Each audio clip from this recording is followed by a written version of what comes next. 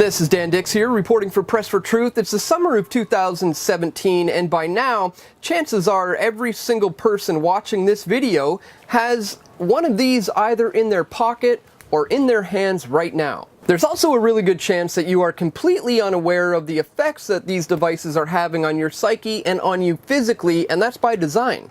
So in today's video, we're going to lay out the truth about smartphones and wireless warfare. Now, as the title of this video suggests, we're going to be looking at a declassified military document that details the effects and the clinical manifestations of microwaves and radio frequency radioactivity on human beings. But before we do, let's take a look at what our devices say today about what is acceptable and not acceptable exposure. Now, we're going to be doing this on an iPhone 6 Plus, and you can follow along at home.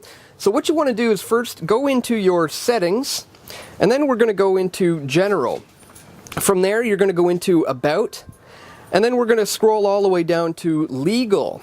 Within Legal, you'll find RF exposure, and here is where they have laid out what is apparently acceptable radio frequency exposure. You'll notice that it says here that during testing, iPhone radios are set to their highest transmission levels and placed in positions that stimulate use against the head with no separation. Now, you'll also note that it says at the top of this paragraph, specific absorption rate, or SAR, refers to the rate at which the body absorbs RF frequency. Now, in the following paragraph, following the fact that they just stated that testing is often done with these devices held against the head with no separation, it follows it by stating the following. To reduce exposure to RF energy, use a hands-free option such as the built-in speakerphone, the supplied headphones, or other similar accessories.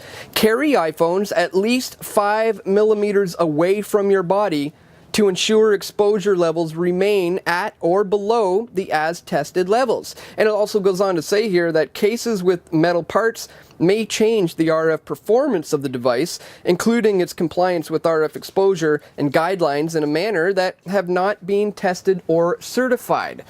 So it seems that they are well aware of the effects that this can potentially have physically on human beings, because where do people hold these phones when they're talking? Against their head, or they're either directly right in their pocket, and when they're right here in their pocket, they're essentially right beside your genitals. If you're male, they're right beside your testicles. If you're female, they're cooking your ovaries. And in fact, the men who are responsible for the creation of these devices knew exactly what was going on, hence why men like Steve Jobs would not allow his children to use iPads or iPhones. Bill Gates is also notoriously known to keep his children at a safe distance away from using these devices. So clearly they know something that you don't. And perhaps they were privy to this report that details precisely what these frequencies do to us psychologically and physically. This is the report released by the Naval Medical Research Institute, the bibliography of reported biological phenomenon or effects and clinical manifestations attributed to microwave and radio frequency radiations. This was conducted by the Naval Medical Research Institute and the National Naval Medical Center in October 4th of 1971. A second printing with revisions was released on April 20th, 1972. And it goes on to say here that more than 2,000 references on the biological responses to radio frequency and microwave radiation published up to June of 1971 are included in this bibliography.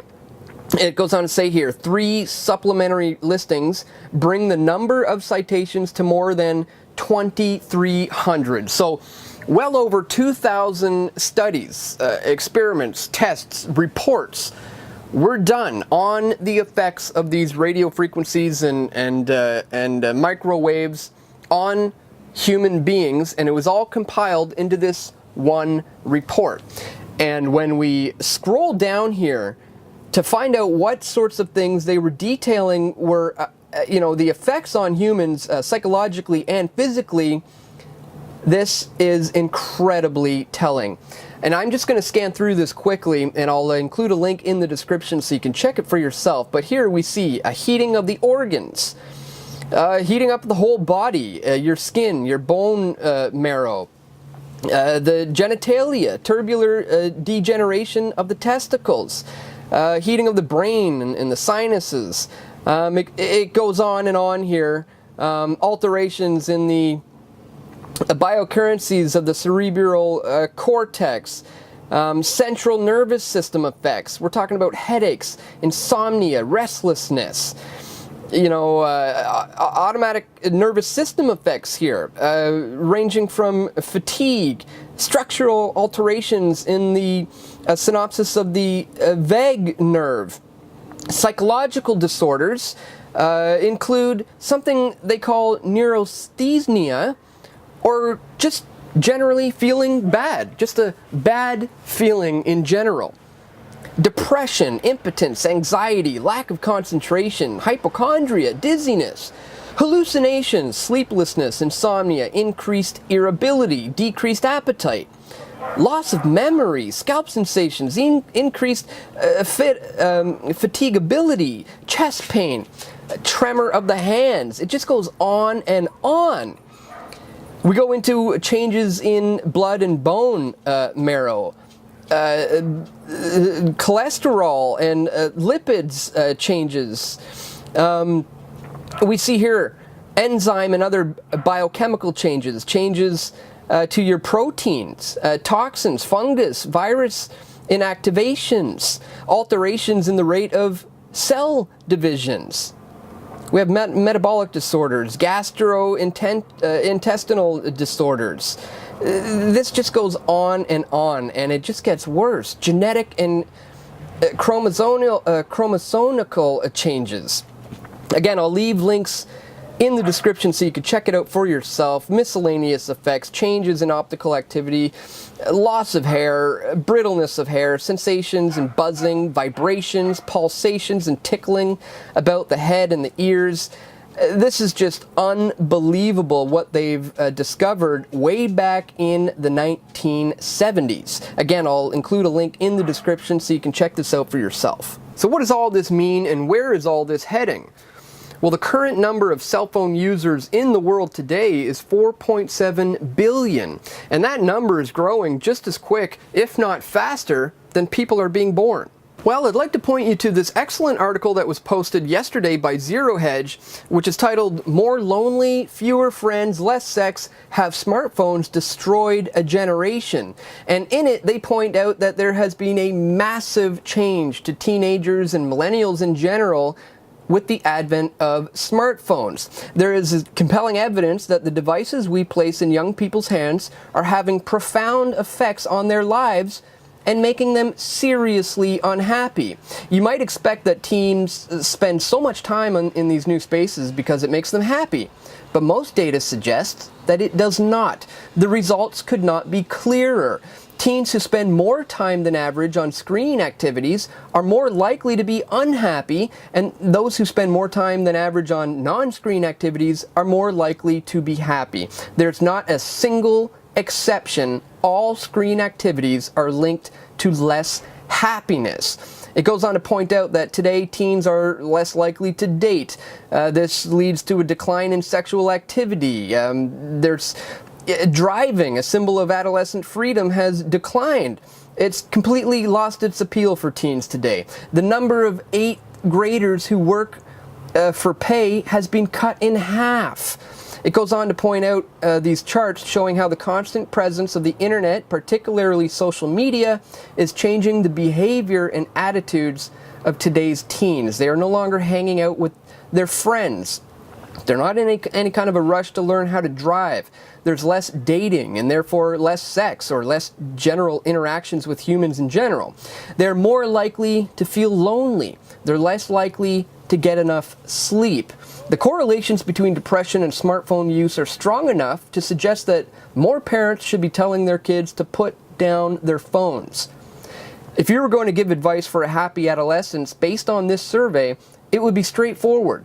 Put down the phone, turn off the laptop, and do something, anything, that does not involve a screen. And we have barely scratched the surface on this topic, especially when you consider the tech world's ideas for the future of cell phones, how they want to implement holograms and what's now called augmented reality, where you would use the phone, peering through it here in real life, to enhance your experience right here in reality.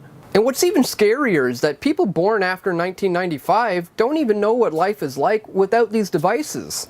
They've been completely surrounded by them their entire lives. And the unfortunate reality is it's become extremely difficult to rid yourself of RF exposure in today's world. My livelihood and income revolves around social media and devices such as these, just like millions and millions of other people out there. But just like it's a good idea to go on a diet, or to maybe go on a bit of a detox if you've been binging on unhealthy food and drink, it's equally important to have an electronic detox, even just for a few days, to remove yourself completely from all electronic devices. Think you can go 2 days without looking at your phone or a computer or a screen of any kind?